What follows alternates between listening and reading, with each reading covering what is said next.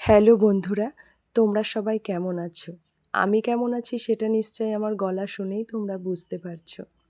আজ ৩-৪ দিন ধরে এত পরিমাণে ঠান্ডা লেগেছে আর কাশতে কাশতে গলা পুরো ভেঙে গিয়েছে। আমার কথা বলতে প্রচণ্ড সমস্যা হচ্ছে। শুধু আমার নয়, আমার হাজব্যান্ডের, আমার ছেলের সবার এরকম সমস্যা হয়ে গিয়েছে। যাই হোক, তবুও তো দিন তো থেমে থাকবে না, আর পেটও কথা শুনবে না। খিদে পাবে, রান্নাবান্নাও করতে হবে। তো সকাল সকাল রান্নাবান্না সেরে নিলাম। এই যে একটু বেগুন ভাজা করে নিয়েছি, আর একটা সবজি বানিয়ে নেব কলাই ডালের বড়ি দিয়ে। তো গাছে না প্রচুর সজনের ডাঁটা হয়েছে, তো ভাবলাম কুমড়ো ডাঁটা দিয়ে তরকারিটা করি। আলু থাকবে, গাজর থাকবে, এ সমস্ত দিয়ে। তো একটু সামান্য তেলে আমি বড়িটা কষে তুলে নিলাম। তারপর আলু আর গাজরটা যেহেতু সেদ্ধ হতে একটু দেরি হয়, তাই সেগুলোই প্রথমে একটু ভালো করে কষে নিলাম। তারপর অল্প খানিকটা কুমড়ো দিয়ে দিলাম। লাল কুমড়ো তরকারিতে দিলে আবার আমার হাজব্যান্ড খুব একটা পছন্দ করে না, তাই আমি এটা সবজিতে কমই দিই। তারপর ডাঁটা আর বেগুনটা দিয়ে দিলাম। ডাঁটাটা যেহেতু এখনও খুব নরম, শক্ত হয়নি, তাই এটাকে আমি প্রথমেই দিই না। এরপরে ফুটতে ফুটতে তখন সবজিটা গলে যায়।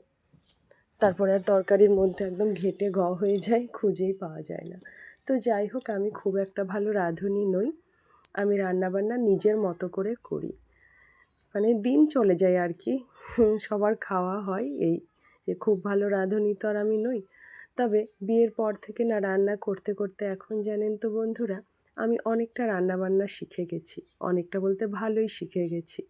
খেয়ে কেউ দুর্নাম করে না, মোটামুটি ভালোই হয়।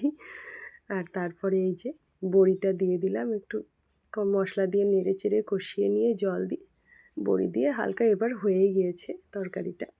এবার এটা নামিয়ে নেওয়ার পালা। তো এই যে নামিয়ে নিলাম। তারপর একটু সর্ষের তেল দিয়ে জিরে ফোড়ন, কাঁচা লঙ্কা দিলাম। আর নোটের শাক এনেছিল কালকে বাজার থেকে, তো নোটের শাকটা আমি কেটে বেছে ধুয়ে রেখে দিয়েছিলাম। তারপর এটা ভাবছি ভেজেই নেব।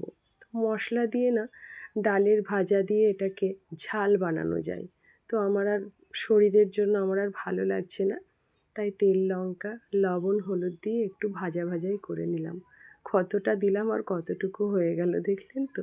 শাক এইরকমই, অনেকটা কাটার পর এসে দাঁড়ায় অল্প খানিকটা।